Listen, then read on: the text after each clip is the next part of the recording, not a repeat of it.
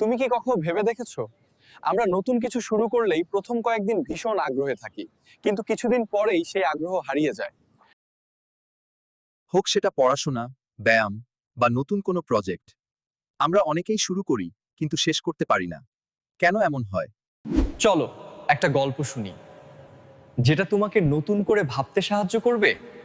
একটি ছেলে সিদ্ধান্ত নিল সে প্রতিদিন সকালে উঠবে, বই পড়বে আর নিজের জীবনটা বদলে ফেলবে। প্রথম দিন সকালে উঠে খুব অনুপ্রাণিত পায় সে। বই খুলে পড়ছে, নোট নিচ্ছে। দ্বিতীয় দিনও কিছুটা উৎসাহ আছে।